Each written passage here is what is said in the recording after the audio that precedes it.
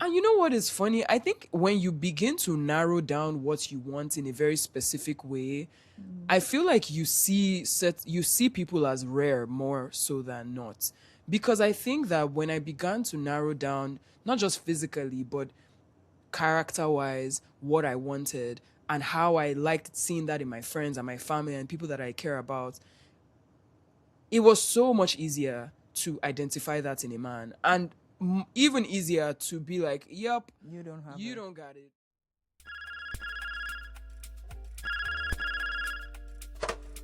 Hello, mommy.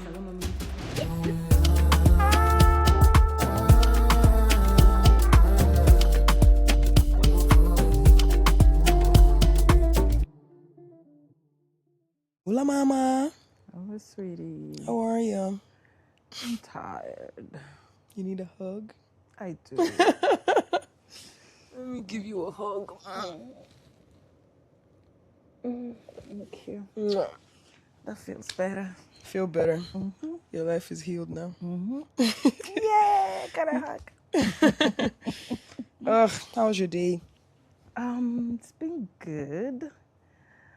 It was great. Well, took away to practice in church for the first time in months, and then came back, did some other runs, got some time to chill, did some work. Then I attended a program this evening. Yeah, it's been an Packed okay day. day. Not enough rest for my Saturday, but That's fair. Hopefully I'll you can take it. rest a bit tomorrow. hopefully. That sounds like probably not. Yeah, because I travel tomorrow. So, Yeah. Okay. and that's yours? good. My day was really nice. It started a bit early, rather late.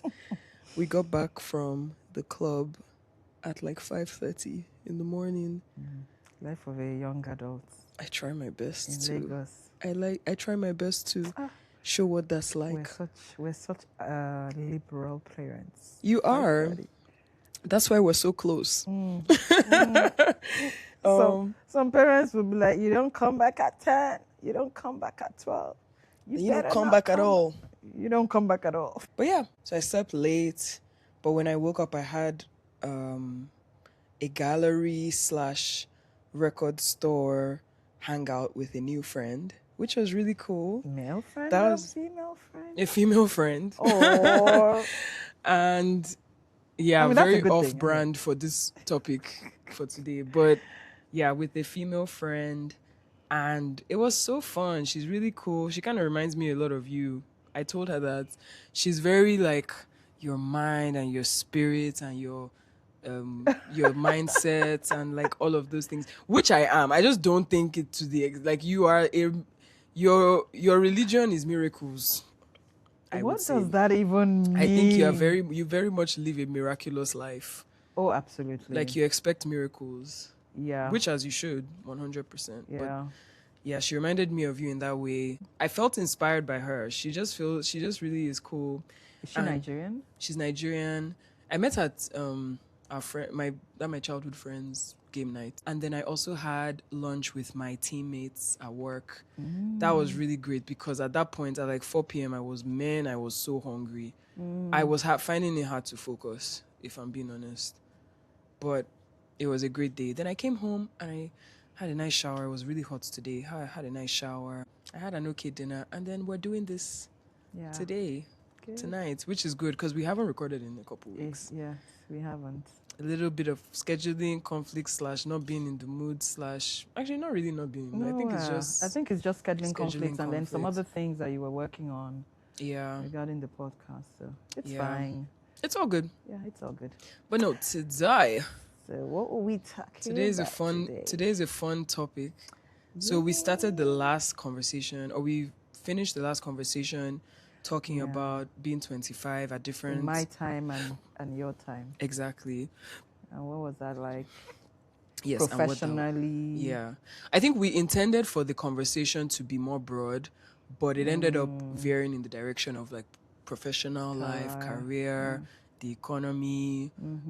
We talked a little bit about what can parents expect and how can they relate with their kids when maybe what their kids are doing or what their young adult is doing isn't really what they had expected, which I thought was a really cool conversation. And so I thought this week we could kind of continue in that vein a little bit, where we talk about the same thing, being 25 then versus being 25 now, but shift the gear a little bit to romance. Romance. Yeah, love and all the other drugs. And all whatnot. So I thought that could be cool. We definitely started talking about that from pretty early. I think one of my earliest memories of you trying to make us closer was you hijacking me in the car in front of our apartment that time and being like, so who do you like in school? I said this on that first episode, I think. Yeah, I think you said so. I have no recollection of that day. Which is crazy. But knowing myself, it's not something that is actually out of character, because absolutely I'm quite practical. My girl is a fine girl. So yeah. Period. Boys are gonna like her and she's gonna like boys. I'm thankful for that it's a boy she likes. Okay. So, let's not do that. Yeah. And so yeah, absolutely. Yes. And so yeah, that was, I think that then we would talk about crushes. I remember. It took a bit of time before I began to volunteer that information because I just didn't think that was pertinent. Because I journal a lot of my journaling just has a lot of crush content. So that was always my outlet.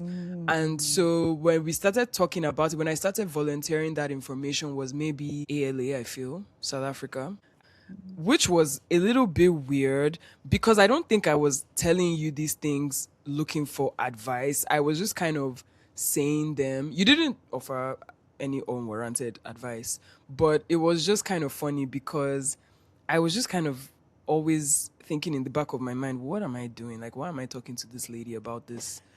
That is so What funny. is the point of all of this? And then, what jazz did she give you me? know, and then you came for graduation and then you saw him and then you were like, oh, interesting. And yeah. Was that what I said? I don't remember what you said. Yeah. It was just something you didn't spend much time focusing on that. Absolutely. I mean, the day was about much more. It was my graduation day. Yeah. But I can imagine that crushes when you were 25. Well, I don't know if you had crushes. You have had her too. What are you talking about? You want to just hear gist. You Of like course. gist. I Okay, always so love let me gist. give you a little bit. I had a crush in my secondary school. What class was that? Probably GS2 or 3. I can't remember. Yeah, probably GS2 actually. It was quite early. My cousin lived in Lagos but schooled in Ibadan, and they used to live in the quarters. And I used to. So when I came back from school, you know, he would be around and he came to eat in the house sometimes. And then he would ask me how was school, and he knew about my crush, and he used to tease me about it. But of course, we're on air, so yeah, I can't give out too much information. I think the crush lasted probably about 2 years. It was quite a bit. He never knew. That's a while for sure. He never knew? No, he never knew. Did he like you back? Nope. Well, No? not that I knew of. You would he never know. Okay, well, yeah, then no. Really? I don't think it. Was he in your class? Yeah. Like in your class, not your year?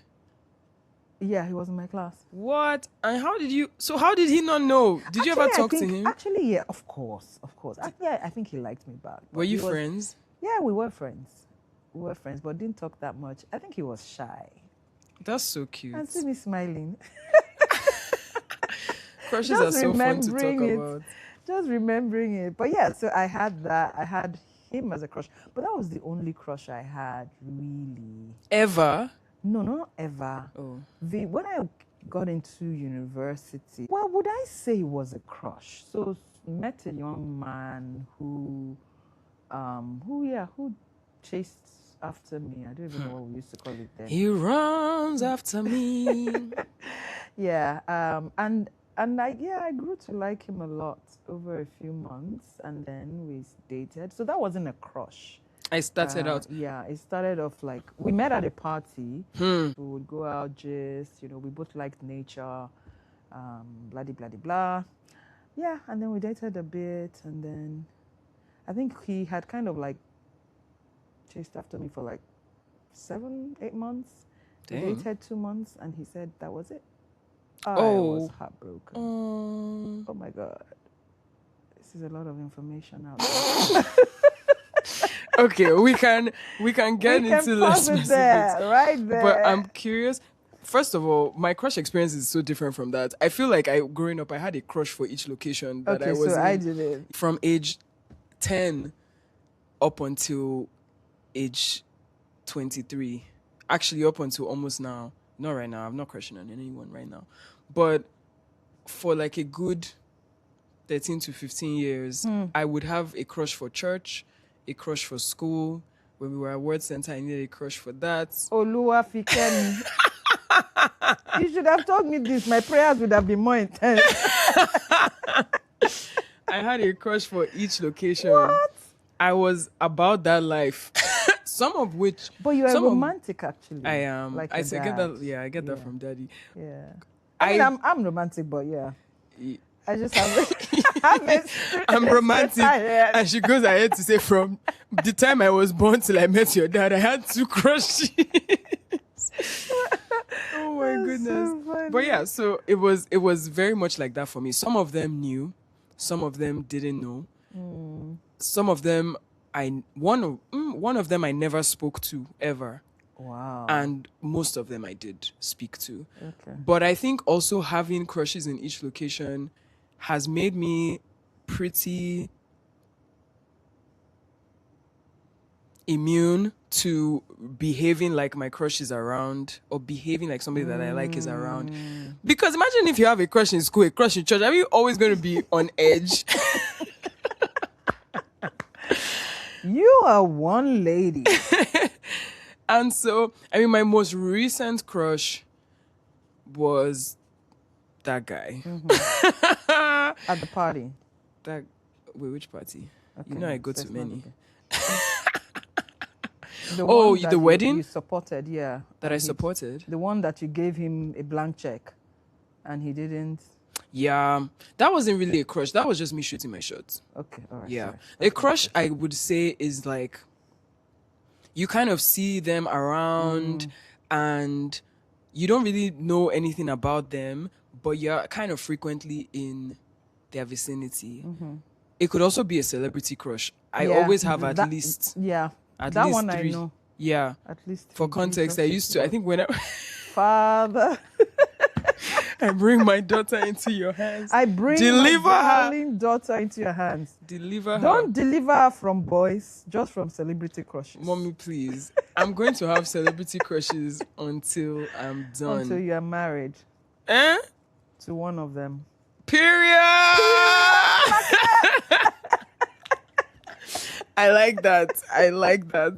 I love that. That is so funny. Anyways, so the fact that our crush lives were very different, it could be a generational thing. I unfortunately have not heard much about the crushes of my aunts and stuff. Wouldn't that be crazy to hear about Auntie Yetunde's crushes? Oh my God. I want to hear. We are calling out to you. Auntie Yetunde, come on the podcast and tell us with about one of your crushes. 3 children. So I don't know if it's a generational thing, if it's a personality thing, but we had not only different crush lives, as is evident, but we had different ways of speaking to our parents, our friends, about our romantic lives. Oh, I never spoke with my parents about my crush. Well, or boyfriends. Or boyfriends. Which was the No. first boyfriend you told your mom about? That's a good question. Did I Daddy? ever Yeah. Yes? No. So no, I did have one boyfriend who I dated for quite a while. And so he came around the house quite often. Oh, okay. And because he came around the house, because he lived in the same city, and so when we were off school, he would still be around. So they saw him more and they knew it wasn't school. It wasn't from school. Did you kiss that boyfriend? Of course, no. A lot? What's a lot? bad girl. If I knock your head. Well, yeah. I mean, I like you. I mean, relatively, yes, I did. But why did you even ask that question? That's not even important. What we were talking about was whether I told my parents. Yes. So because he was around a lot, so they would see him often, and then they kind of got to know that you were dating him. Yeah, that I was dating. That's him. fair. Do you think? But we never had it. There was one time he came to see me, and we walked away from the house, so we weren't in the house. We were just like some meters, maybe like 200 or 300 meters away from the house. And my dad was returning from work, and he drove past us. And then much later, when I got home, he was like, "Oh, who was I with further down the road when he was coming home?" So I said, "Oh, it's a friend of mine." So he was like, "Why are you speaking to your friend down the road? Why didn't you bring him home?" You have told me this. Yeah. So I'm like, actually that day it wasn't because I didn't want to bring him home. I don't know. We're just there. I think he brought a car, and then I probably walked him to the car, and then we were speaking or something. So yeah, my dad was like, you know what, any friend that isn't able to, isn't confident enough to come home with you, isn't really deserving of your friendship. So you should feel comfortable enough to bring your friends home. And I thought, oh, that's really nice. I'm not sure many parents would have, any father would have told their only daughters that. So I kind of felt confident and comfortable enough to bring my male friends home. So yeah, but we never discussed boyfriends. Why do you think you never discussed it? I don't even know. Which mouth will you use to talk? How will you even open your mouth and tell your daddy I have a boyfriend? At which stage of life? Yeah, so those are part of the differences we're talking about. And actually, to be honest, my parents were quite liberal for their time. My mom I don't recall my mom having conversations with me like, don't talk to boys, don't do this, you will get pregnant. In fact, if you look at a boy too hard, you get, because those were the kind of like scary stuff that parents said to their kids, especially their female kids then. Again, just to kind of put them on a straight and narrow path and things like that. So yeah, is it parents that tell you those sort of things that you now come and be saying, "Oh, mommy, I have a boyfriend"? So those conversations never happened. So do you think when you got to 25, then that was also the age for those questions to be asked, or was it earlier? No, I would imagine it would be earlier. So by the time I graduated, which I think was 22, 23, yeah, thereabout. Yeah, of course, and that was a very funny thing. Here we were, you better face your books, don't talk to boys, don't follow boys, and then right out of graduation, where is your boyfriend? How do we jump from one extreme to the other? And when you're home, graduated, you started to work, and you don't know boys are coming. You don't have any boyfriends. We need to start praying. Hello, you say I shouldn't talk to boys. Now you are looking for boyfriend that you want me to marry. Right. So yeah, those were things that were quite confusing for a lot of us as young girls then. That how do I jump from one extreme to the other? So for me, my mom or my dad never asked me, "Where's your boyfriend? When are you marrying?" Again, they just didn't. I don't remember being under any sort of pressure. I guess you were also young as well when you went to university. So maybe that wasn't really the time, because I think my mom got married in her late 20s, almost 30. Really? Yeah. Really? I didn't know that. Yeah, when did she get married? Let's do the calculation. So she was 28. Wow. So yeah, she was born in That's 1938, cool. got married 1960. I wish grandma was here when you were telling me, when am I sewing a should be, and she would have been like, hey, leave my granddaughter. Oh, that's really unconventional, especially for her time as well. I can imagine the ages would have been even younger. Yes, they were. And it was unconventional for her. And so when I remember she told me the story where when she finished school and it was like getting to the time where she should really have been planning to get married, and I think she had met my dad, and then she said she wanted to travel abroad. Her dad was like, why, and she was a second daughter, so her older sister had traveled abroad, and her father just didn't see any reason why there needed to be a second child abroad. And she was like, no, she's traveling abroad. What? Yeah, and my mom, she's a tough cookie. Oh my gosh. Grandma was so cool. And you ask why I'm always wanting to travel all the time. Yeah, well. Keeping these secrets from me. Keeping the secrets. So she had met my dad, but she told him that she wasn't done with her education. She said, wait a second, Uncle. just a Give me minute. a moment. Let me go abroad. And So she did. So it was very unconventional. You are right. So anyway, she Wow. didn't, probably because of that experience, I wasn't under any sort of pressure. But then I still married early because I met your dad and I was swept off my feet. I'd done my NYC. I'd started working. I had worked for over a year, I think. yeah. So in the terms of the stage of your life you were there, maybe not the age as everybody else. Yeah. So do you think that the way it happened for you in terms of stages of life was the norm, or do you think that something else was the norm? No, I think that was kind of the norm. That you would graduate, you get a job. When you got a job, then you would get married. Yeah. There were some of my age mates that went to do their masters, before they did get married. Yeah. Many of us would have gotten married probably like 2, 3, 5 years apart. But that was still the sequence, the order of things. The order of things, right. Until we flip the script to 25 today. Until we flip the script to 25 today, where my 25-year-old is in my house. First of all, that is not a typical situation. Well, yeah, but not like that's a bad thing. No, I don't think you think it's a bad so thing. what I meant by in my house, as in not in her husband's house. Right, or our house, because me and my husband will own the house together. Yeah. Yeah. That's part of the script that flips. It's not a man bringing you into his home. It's about our house. We are building a life together. Interesting. So tell me, what's different? We've done crushes, so dating, boyfriend, and... Okay, so I'll do dating and boyfriend since we did crushes already. Obviously, dating today is a whole different ballgame. I am on the market. Please tell your friends over the height of 6 feet. Advertising. But I think it's very different today for so many reasons, starting with social media, continuing with dating apps, and the rise of options and optionality. I think then you would mostly date the people in your city. You would mostly date the people that you know of. Even before, you would mostly date the people that you've grown up with and that you've known your whole life. And now I could get on an app and meet people in Germany. So there is a little bit less of a barrier when you think about who you have access to. There's social media as well. People have online relationships with people they've never met. There are so many options.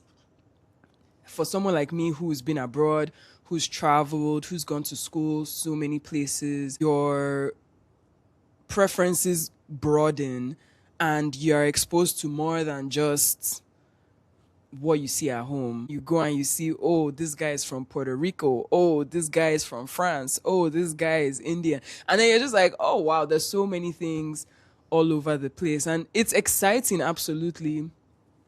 But I think it can also feel a little bit overwhelming when it, at least for me, when I think about choice and when I think about what is possible, you can quite literally imagine so many versions of your life that for me, when all the imaginations of my life I have are all good, it's like, which one do I want? So it can kind of be overwhelming. I think dating now also, there is that shift. You know, we can't talk about dating in 2025/2026 without thinking about male-female dynamics. And this is about heterosexual relationships because my mom and I are straight women. And, you know, there is a lot of the flip. There are a lot more expectations placed on men. There are a lot more demands being brought to the table by women, by society. I think the pressure is just increasing.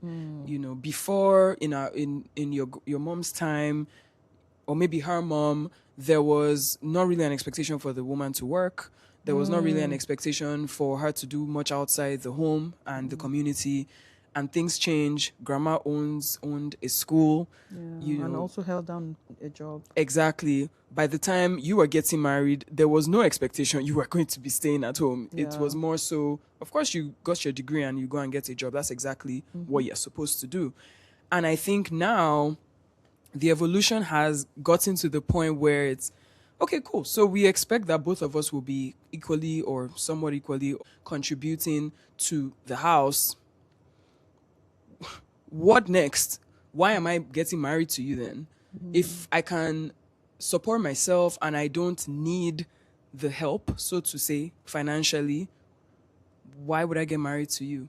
And I think that there has been a lot of women turning to what they do want out of a relationship. And a lot of the times they are turning towards emotional needs being met that have in history been met by friends.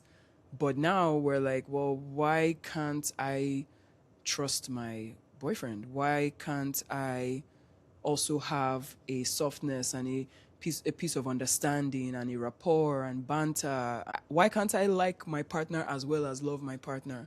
And with that comes the expectation of being a good person and being able to have conversation, be compassionate, be considerate, be caring about people other than yourself and the people like you, and being able to understand my emotions and understand and translate my issues that you think you have the solution for to me. It comes with being able to support me when I'm down, but hold space for me when I'm happy.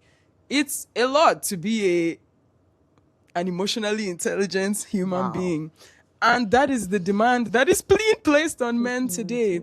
And you and I have had conversations where we've examined those things. And my friends are like top notch when it comes to that. I have friends that I love to pieces. I love dearly. One of which made the intro soundtrack that you hear in all this stuff.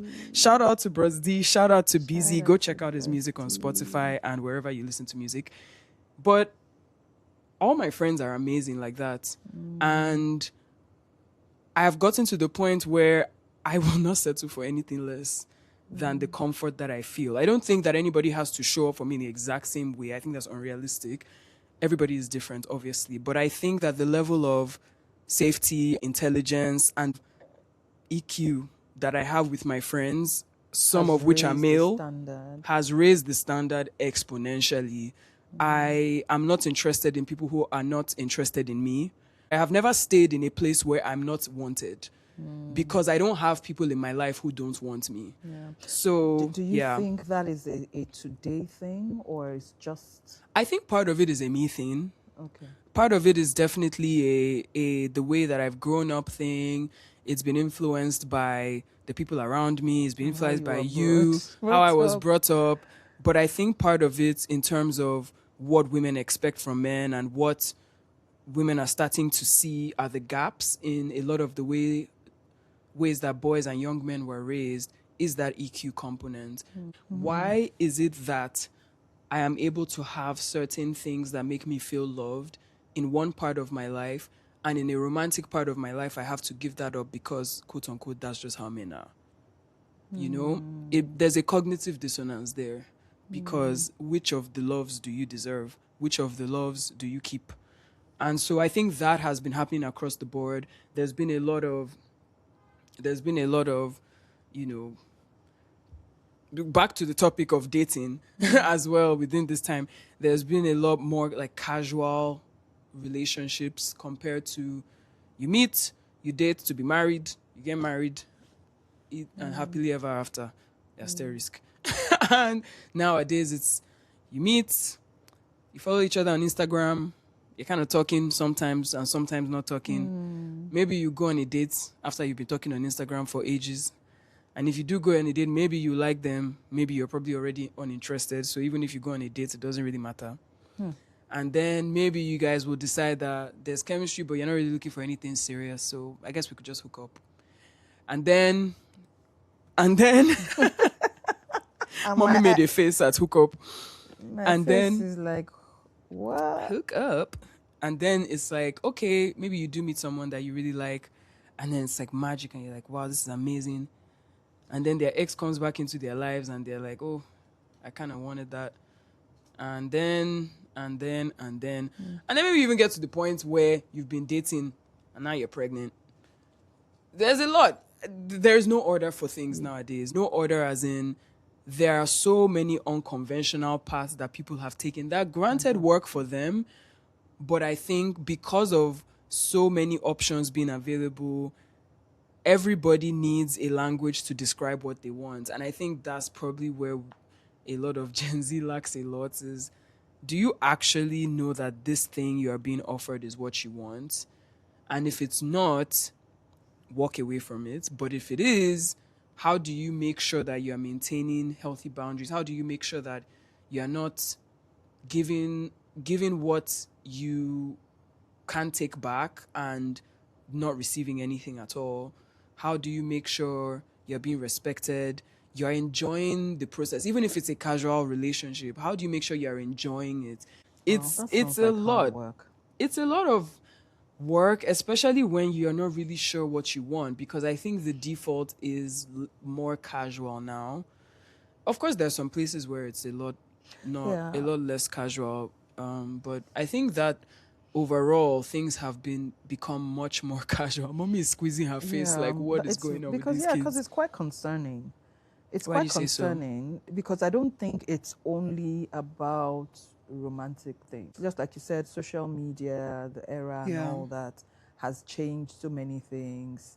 I think the Gen Z era, not, just generally is a lot more fluid. People are just a lot more Yeah, fluid. fluidity is a big one. Yeah, flexible. Yeah. Nothing has to be cast in stone. Yeah. It's the same approach generally to work. Oh, I like it. Oh, I've done it for 3 months, 6 months. Yeah, I don't think it wasn't That's quite fair. what I I didn't quite wanted. draw those Yeah, it threads wasn't quite what together. I wanted. So yeah, I'll just stay at home for a while and see what comes up next. There's so much, so much flexibility and fluidity to things that I think that's part of what is Yeah, also reflecting in the space of romance. for sure. I also think there's a lot of not wanting to be tied down. There's Yeah. people like, your generation, I think, are so big on independence, Yeah. quote unquote, wanting to prove a point in a way. In a way. I can do this, Yeah. against all odds, I can Which do we this. talked on last episode as well. Yeah, we did talk on that. So I think those things are kind of reflecting in, first of all, when you talk about dating, is dating really serious? Or Yeah. does it really need to get serious when I'm much older? Yeah, that's another thing actually that's probably different is the Yeah, so age I thing think as well. that's different because when we dated, even back then, actually, I don't think we dated to get married. I think we dated because we liked people, we enjoyed But there people's was a company, lot more But yeah, intentionality. but there was quite a lot more intentionality to it, and of course, there was a lot more.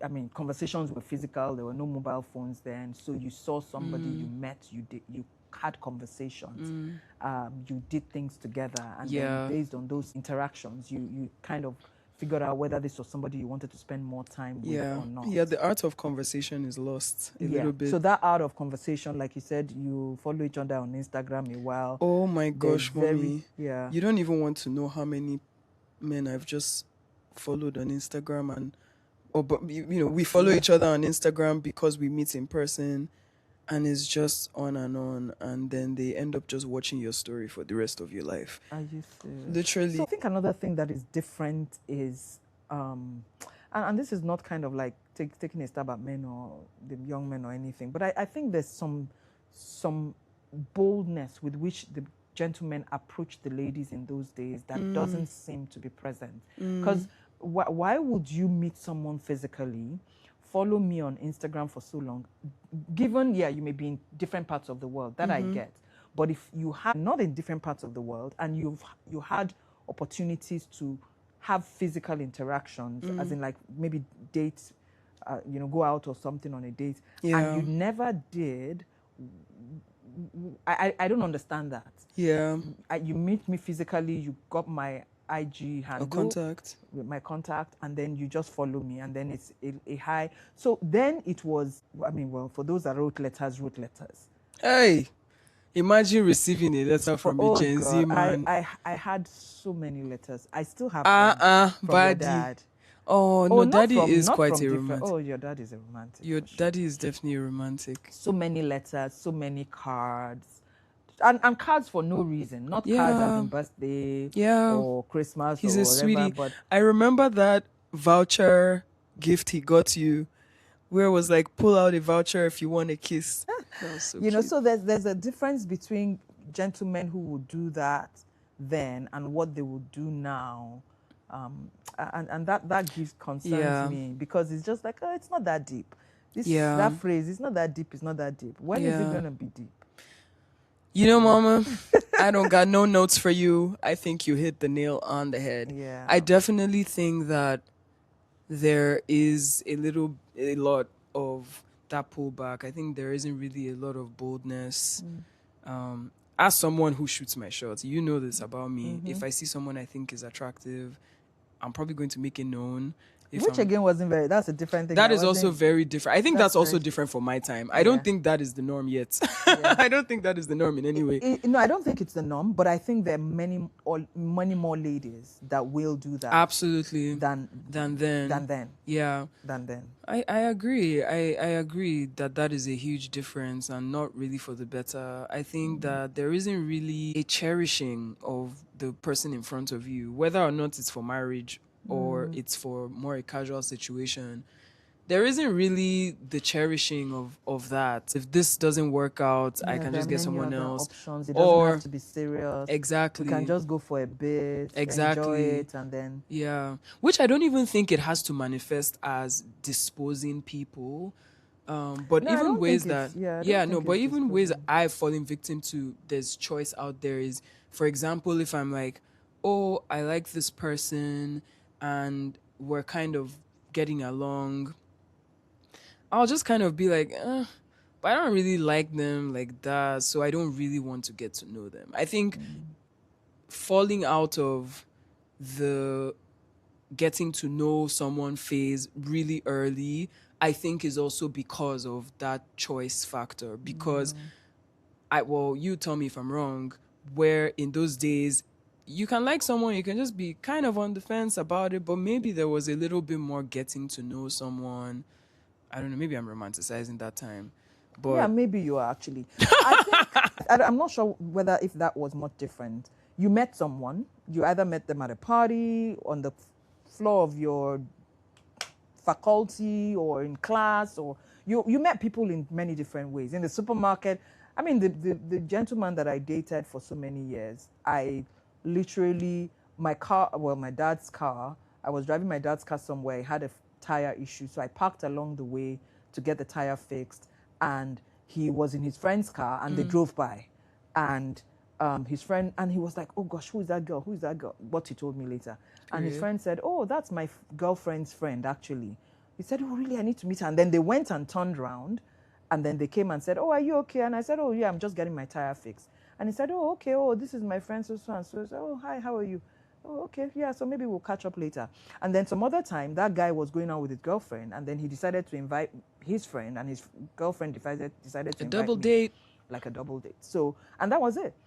So what I'm saying is the same way we met, under different circumstances then, and the Yeah. way we had to get to know each other, and whether you wanted to know the person or not also was there at the time. But there was just realness to the way things tended to be then. Now everything seems so fickle. I don't know how to describe it. Things seem so fickle. Everything is so, I have no other way to describe it. Yeah. I mean, I also kudos- struggle to describe it. Yeah, kudos to you guys, but it's not, She said, good luck, Sha. no, it's not all doom and gloom, absolutely not. Yeah, no, there's happy there, couples, but obviously. for example, you have good connections, good friendships, good, relationship with people that you are friends with. Yeah. Right? And, a lot more people just need to have that. And a lot more Yeah. people do have it.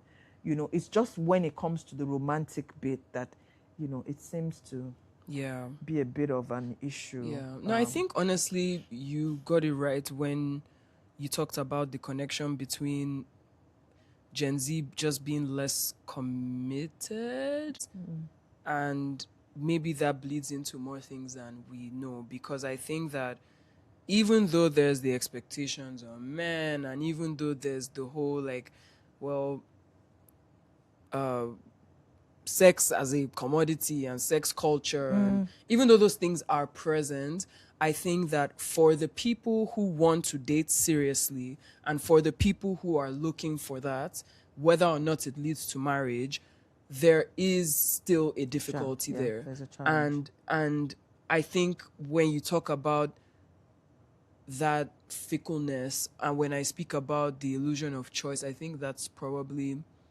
a big one. I think it's important for people to be clear about what they want. I think it's important for people to self-assess and know if they are a whole person. Yo. Yeah, because I also think for a lot of, young people, there are different things going on in their lives that they're not sufficiently whole and mature and are actually not ready. Maybe by age, in quote, they feel they're ready, but mentally and maturity wise, they're actually not ready. Yeah. And so if you're not ready, then don't even, because marriage is not for kids, it's for men and women, right? Grown-ups. Yeah. And what I mean by that is that people who understand what the institution means, people who understand what it means to be committed to someone. It's not a feeling. It's not like, oh gosh, it just makes my heart melt. Yeah, maybe in 1 year, 2 years, it can make your heart melt. When both of you wake up and you can't stand each other's face, what's going to happen? Well, it just didn't work and you walk out. No, You stay there. you stay there, because it's not, those feelings are not going to be there forever. You have to keep making them be there. Yeah. And the days where they're not there, you look at the person, you say, you know what, I love you. I made a commitment to stay with you, and I stay with you. Yeah. And guess what? It does come back, right? So I just think that sort of fluidity and fickleness, people need to kind of grow out of it. And you know what is funny? I think when you begin to narrow down what you want in a very specific way, I feel like you see people as rare more so than not. Because I think that when I began to narrow down, not just physically, but character-wise, what I wanted and how I liked seeing that in my friends and my family and people that I care about, it was so much easier to identify that in a man, and even easier to be like, yep, You don't have you it. don't got it. The thing is, your generation has some of those qualities for some things, right? They're patient for some things. They're resilient for some things. But things that, like, do I really need to take this? Must I really stick to this? How, then there are those qualities that they can demonstrate in other spaces or within other contexts. They wouldn't extend it. So if you got into a job, for example, and you just felt, hey, you know what, I don't have to take this much stress. It's not that deep. Yeah. I can jump out. Yeah. But if you were in a situation where maybe it was something you were quite passionate about, and you were, it may be a pet project that and then you were like, oh, you were having some difficulties, you would go at it, you would stay with it. So you can be resilient, but you just pick and choose in what context you express that quality.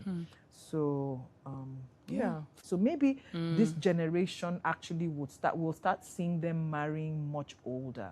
Actually, that's another point. Yeah, maybe we are just generally younger mentally at this age than we were at that age. Yeah, I think that's kind of like that's an unlock. A great way to summarize that. And so in a way that gives hope, I feel. Yeah, because I don't think it's doom and gloom. I think you guys are so intelligent. Thanks, girl. You are so smart. You can do so many things that we in our generation can't do. You juggle so many things. You do it like, when you say, you want to do something, pam, pam, pam, you've done it. Okay, was that her? Even you, your mother or father begins to feel like, was I not that, But you see, I think what things you are great at, there's some things that you also must develop better at. So yeah, I think your generation just needs to grow older and more mature in your mind and be clear, this is what I want, and understand that this is not something I can be fickle with. this is something that is going to take work. I'm not going to meet a man and he's going to be everything. Nobody ever meets somebody that is everything, right? Just the same way you have gaps is the same way he will have gaps, right? But the fundamentals are there. And so because the fundamentals are there and you build a friendship, because that's another thing. Yeah. It's not about, oh gosh, butterflies. It's, are you friends? Do you like each other? Do you really like each other? Are you able to keep each other company? Yeah. Do you make each other laugh? Do you enjoy each other's company? Yeah. Even if you were both silent for hours, could you still enjoy Right. each other's company? And so when those fundamentals are there, then you can say, okay, I choose you. Yeah. And I keep choosing you every single day Yeah. for 50 years. And so based on what we've said, what would you say to the young men out there? Young men alone or young men and women? Well, I think what you just said now applies to everybody. But we also did explicitly speak about young men. Young men. Well, for young men, I think, so you did make a valid point where the generation of today is like, you make money, I make money. Some basic things that you can afford, I can afford. So this relationship, what really needs to be more. Yeah, what needs to be more. And I do agree that men generally need to learn to be more with women in terms, especially in the emotional space. Yeah. Right? Because some men actually free. So men are creatures, they're created to solve problems, right? They want to be that hero for their woman, right? You know what? You want something, hey, I'm going to fix it. I'm going to... And it's not all the time that you know what to do or you can fix it. And so that vulnerability of saying, hey, babe, I don't know how to fix this, but hold on, let's hold each other. Yeah. Let's do what, are we going to pray together? Are we just going to try to just figure this out, think through it? Whatever we need to do, I'm here for you. I'm here with you through it. And just be that vulnerable and lean into, if I use some modern language, lean into the quote unquote feminine aspect of themselves to just be there for that woman. Yeah. That is so much more support than just trying to break walls, and fix it, especially when you know you can't do that in that particular situation. And it heals parts of yourself as well. Oh, yeah, absolutely. I think that's probably a topic for another day, but a friend and I were speaking about male friendships, and you and I have spoken at length about male friendships, female friendships. What does that look like? Why is it that the vast majority, it kind of seems like the whole point is convenience, sports, and good vibes? Why don't you know your friends? And I think knowing your friends is what allows you know a partner and be able to kind of build that with a deeper relationship with a partner as well, as opposed to just like, I chill with my guys and it's my lady that has the emotional depth and all that stuff, because then it's only your partner that's listening to all your issues, and then you go to your friends and they don't really hear your issues. There's something also that just popped up in my mind that as to the reason why men or young men these days may not be so in tune with their emotional side. So young boys are growing up, and a young boy goes through a painful experience, and he's young and he's crying and he's expressing his emotion. Stop crying, Joe, you're a big boy. But, man up. That's not how men do. And without knowing it, as parents, we may have shut down, or taught boys to shut down those emotional parts of them. And so they grow up feeling, no, it's not manly to be that. It's not manly to be that. And so they grow up unable to really lean into that aspect of them being human, because it is human to have those emotions and express them. And so, so with their guys, they're like, hey everybody, and they can't actually like, hey, bro, man, it's tough. Yeah, that babe that broke up with me, I don't know how to move on. Yeah, I don't know how to move on. Like, man up, that's not how men do. No. Can you actually say, okay, you know what? Yeah, it is tough. But, so maybe grown men need to start learning to lean into that. I don't believe there's any time that it's too late to learn. Absolutely, something. Which is so important to mention. Very important to mention. So it's if you find that, okay, you've had relationships and maybe your girlfriends have complained that you don't seem to just be in tune with your emotion. Start to learn how to be. Yeah. Not even for anybody, but for yourself. But for yourself. It makes you a complete holistic human being. Absolutely. Human being. Maybe we need to have also, this is a relationship podcast, and obviously this is you and I talking about most things, but I think that viewpoint from a grown man and maybe his young adult son, that would be a really cool perspective to Maybe get. we're at that point now. Absolutely. Yeah. We need to pick up on this conversation. 25. Maybe even outside of the 25, we can just talk about today Absolutely. and what solutions could exist for today. Absolutely. But yeah, that's a lot of threads and a lot of directions. But I think we've talked about a lot of core differences. Yeah, a lot of core differences. I think even though dating probably across the board, like both then and now, is fun. It's kind of fun when you know what you want, and it's fun when you lean into the experience completely. There will always be heartbreak, and there will always be mismatch of who likes me and who doesn't like me, and all these things. There will always be drama. That's just regardless of the time and place. Where there are human relationships, there is drama. But I know that even though there are differences, and even though there are certain obstacles that may exist today that maybe didn't exist as strongly then, it's all good. It's all good. And your guy is there. And I don't say that just because I'm your mom. I really believe that, God doesn't give you a desire for something that didn't exist. An idea pops into your head because it already exists. And so he wants you to desire it so that he can bring you into that blessing. Interesting. Right? Even with all the issues that the different sort of people that you've seen, and how it just sometimes looks like, does this even really exist? Keep that at the front of your mind, that this desire only exists because God has prepared it for me to experience this in my future. And so cool. It's gonna happen. All right. Maybe this time next year I'll be in love. Or before. And on that note, we can call it a wrap. As a reminder, if you would like to send a question or send us a little note, you can email us at sundaycallspodcast@gmail.com. You can follow us on Instagram at sundaycallspod. I think that is also our TikTok. And you can tell a friend about this podcast. You can share, leave a review. Thank you so much for listening in on our conversation again today. Hope you've picked up a few things. Yeah. I've been Fikemi. And I have been Funmi. And Fikemi's mom. Okay, mom. And this has been Sunday Calls. See you on the next episode. See you on the next one. Bye. Bye.